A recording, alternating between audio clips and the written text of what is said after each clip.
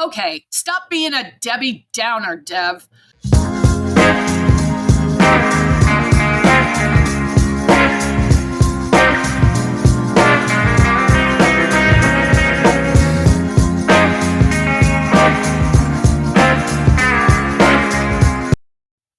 Hey, what's up, guys? It's Devin Harrington, the average Gen Xer, and welcome back to my channel. On this channel, I talk about stuff that interests me, and today we are continuing our look at the book, Fast Food Genocide, How Processed Food is Killing Us and What We Can Do About It, by Dr. Joel Fuhrman and Robert B. Phillips.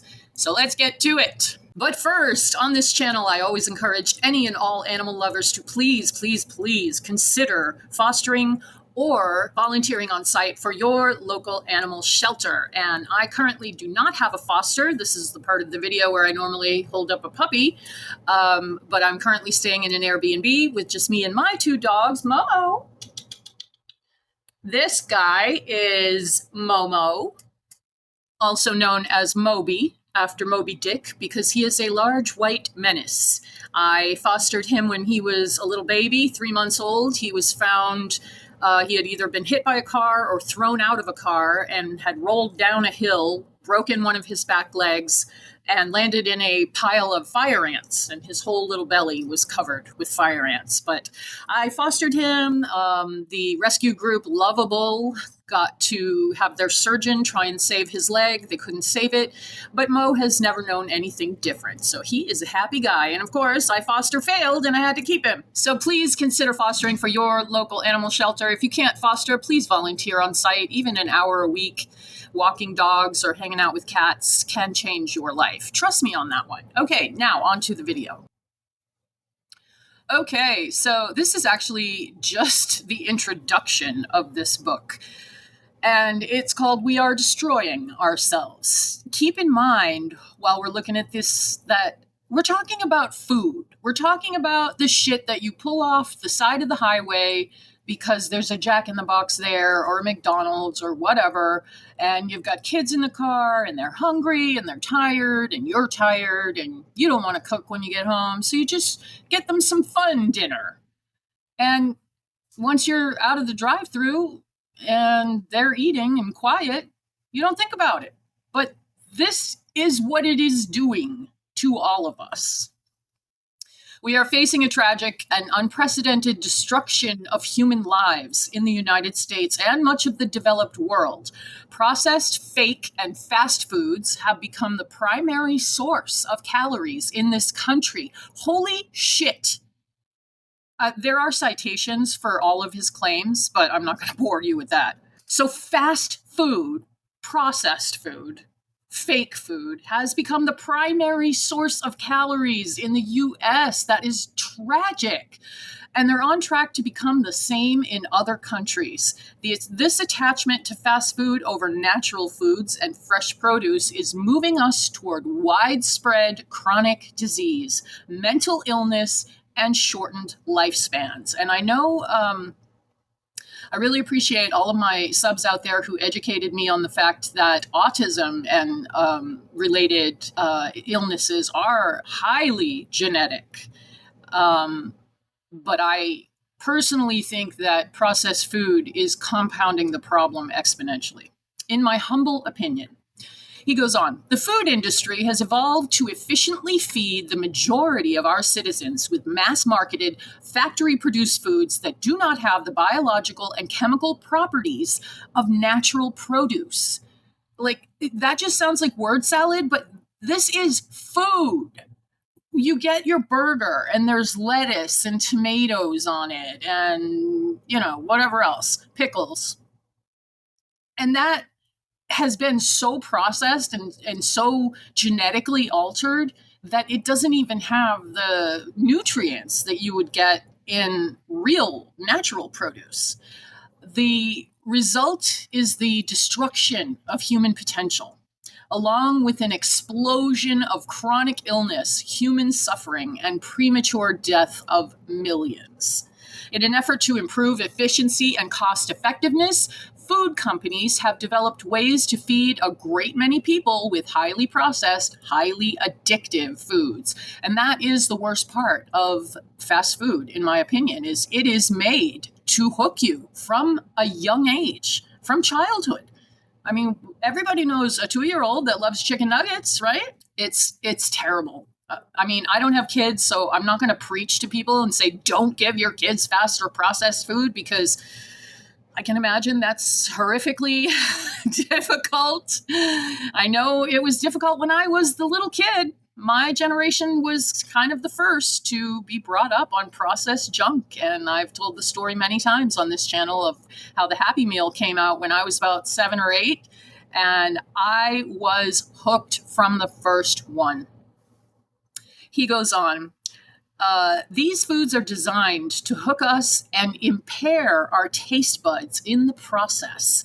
Despite the wealth of the nation, the U.S., many people live in parts of the country where fresh ingredients are difficult to get.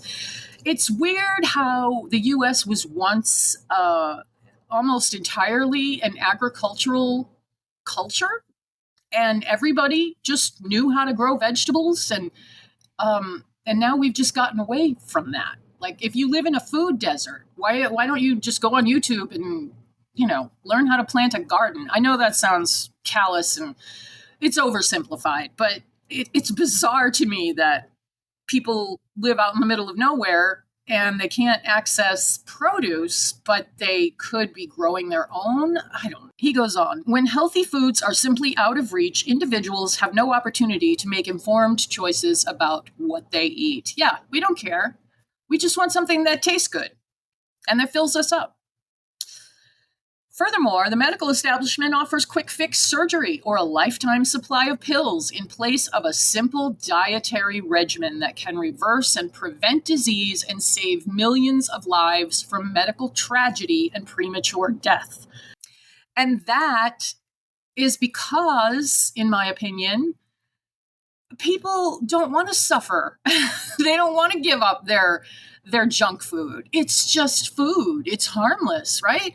They don't want to have to change such a huge part of their lives. And I mean, that's human nature, but that has contributed to the fact that we have developed surgeries. And the fact that you can turn on the TV and see a 600-pound person having gastric bypass on television, and we don't even bat an eye. It's just so part of the culture. That is horrifying.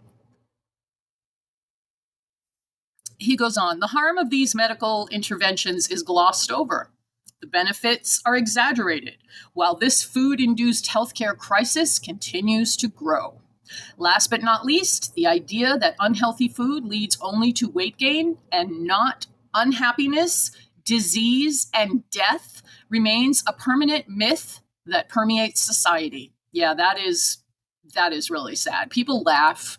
They laugh about the size of their gut. I mean, I've covered some fat acceptance cringe out there, and nobody gets to be that size without processed food, fast food.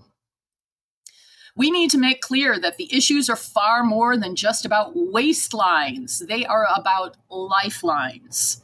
Despite the tremendous evidence coming from the worlds of nutritional and social sciences, these frankenfoods, or unnatural human-made processed fast foods, continue to destroy the fiber of our society. And I absolutely agree with that.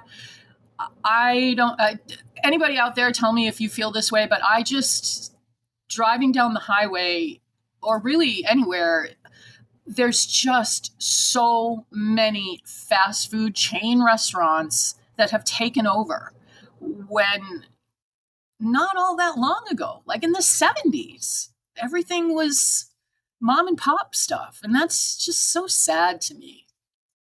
Okay, stop being a Debbie Downer, Dev. Frankenfoods continue to destroy the fiber of our society, creating new social problems and damaging the health and happiness of a large proportion of our population. Modern science reveals that this pervasive and serious damage to our health can even damage our genes, resulting in severe harm being passed on to future generations. Far out. This is information that everyone must know. Yeah, and that's why I'm sitting here reading this into the void, where probably 200 people on planet Earth are going to even sit through 5 minutes of this video, but that's okay. The information needs to be out there. And many thanks to Dr. Joel Fuhrman for writing this fascinating book and having so many facts and provable facts listed in here. So, what are the health problems facing Americans today that are the direct consequence of frankenfoods? They are heart attacks, strokes, adult and childhood cancers, our growing epidemic of ADHD, autism, allergies, and autoimmune diseases all have their basis in the common dietary practices that are ubiquitous across the United States. Yeah, from sea to shining sea, you can find whatever chain fast food place you're looking for, generally, anywhere, especially where there's nothing else. According to studies, our diet, not just during pregnancy, but even before conception, has profound effects in determining the health, intelligence, and immune systems of our children. Did you hear that, folks? What you eat during your lifetime affects the baby you have later in life, and it affects health, intelligence, immune system. So if you're eating fast food every other day or whatever, that is crazy to me. We're talking about food, or what people consider food in America these days. He says the problem is deeper and more serious and more pervasive than anyone ever imagined, and no one is safe. It is widely accepted that mental illness, antisocial behavior, reduced intelligence, and most life-altering chronic diseases are primarily genetic. That's the current thinking. Still, that's the current thinking. That's how much of a grip these corporations that make this garbage have on the government, on the media, on the culture.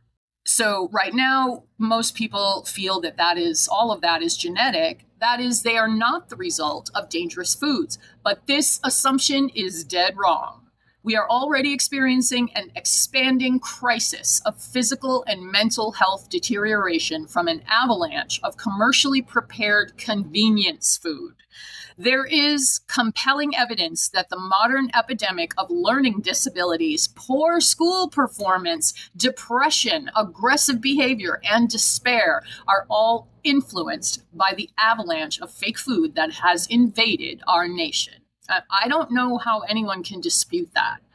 You, as a little child, you have a small body and you're taking in, just think of giving your kid a few chicken nuggets, the chemicals, the suffering, the death, the fear, what all those chickens suffered is in that food. Now, I know I'm getting kind of woo here, but it is full of chemicals. There's no such thing as a chicken nugget that comes out looking like that without a bunch of chemical intervention. And they all have to smell the same, right?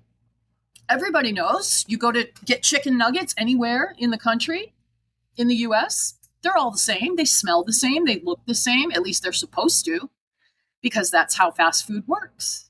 And I find it hard to believe that that smell is natural.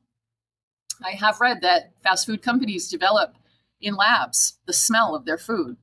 Okay, he goes on.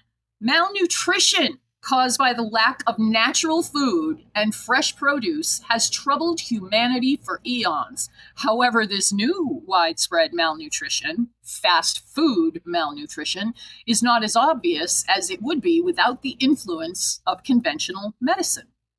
So he says fast food malnutrition, think of that, is fucking ridiculous. I mean, think of that.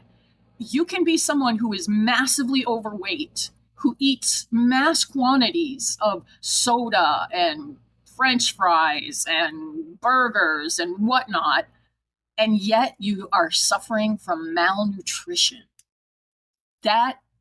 Why people are not running around the streets screaming over that, I will never know.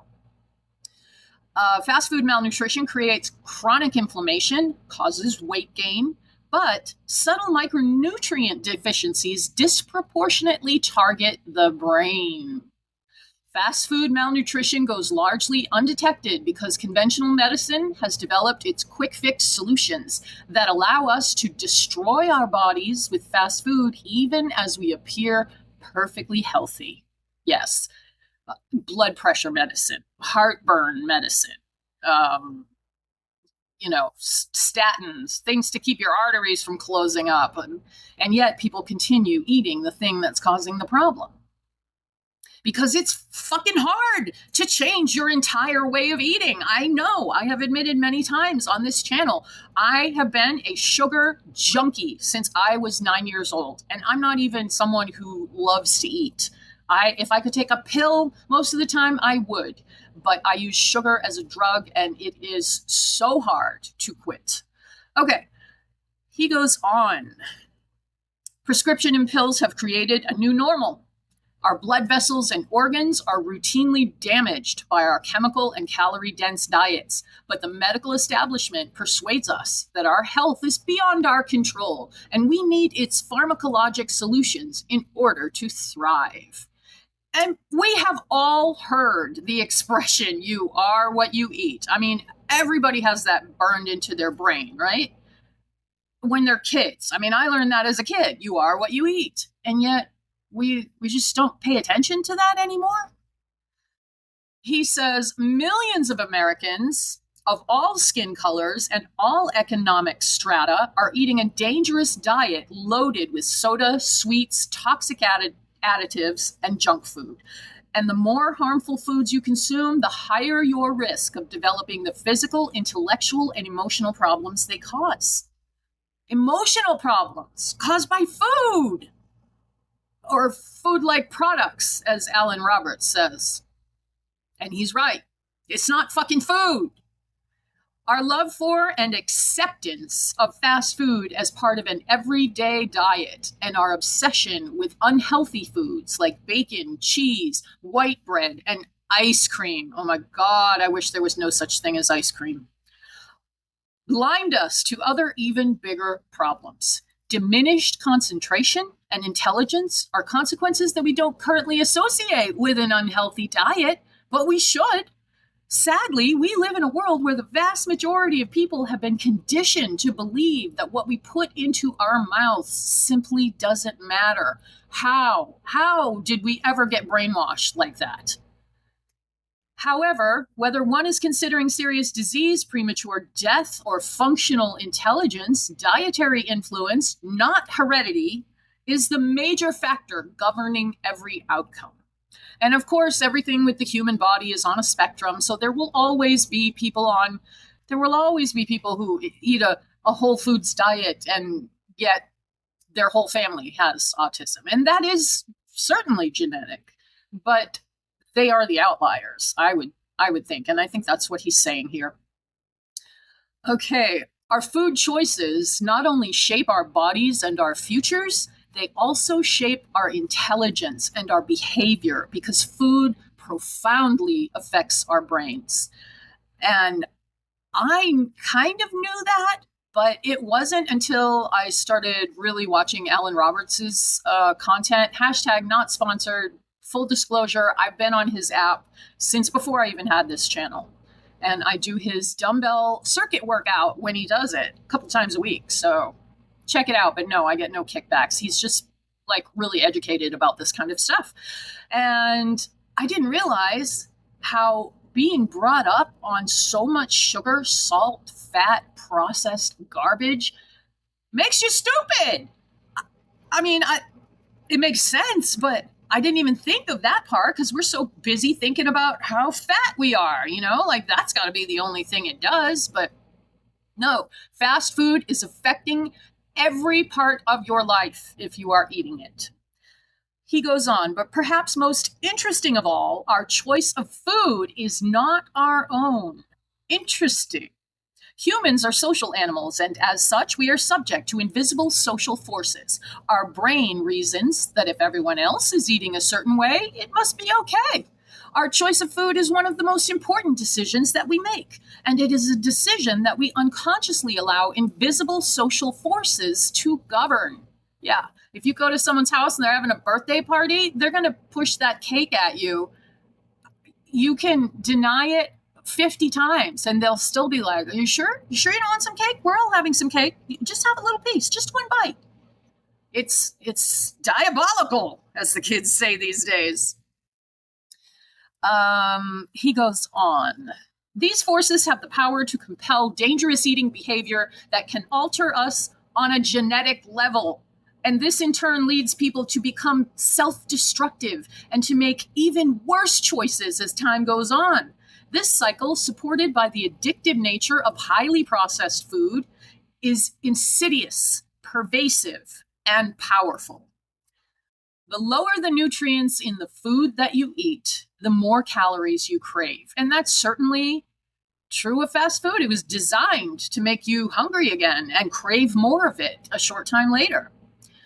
Many people think the problem is that Americans are overeating, but the real problem is that Americans are eating the wrong things. Unhealthy foods alter our brains in ways that make us emotionally attached to the very foods that are doing us the most harm. Absolutely.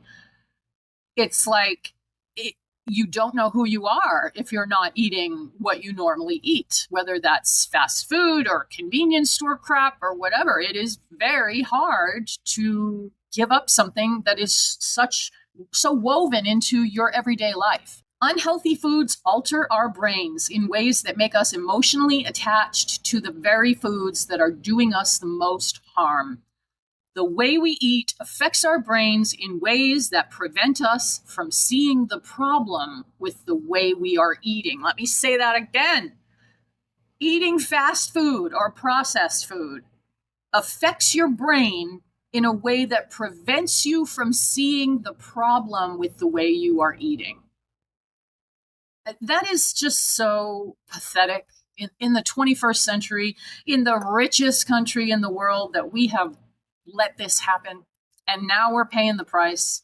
And what's going to happen to the millions and millions and millions of people who eat this way and have developed diabetes and heart disease, et cetera, et cetera, et cetera? It's not pretty. And I know I'm screaming into the void, but I'm going to have to keep screaming because this is only the introduction to this book. And that is what I have for you today, guys. If you like this video, please like it. Please leave me a comment. Let me know what you think about this fast food situation. Do you care? Do you not care? Is it your favorite junk food? Let me know what you think. I thank you all for coming to hang out with me while I talk shit on the internet. And I will see you guys in the next video. Thank you so much.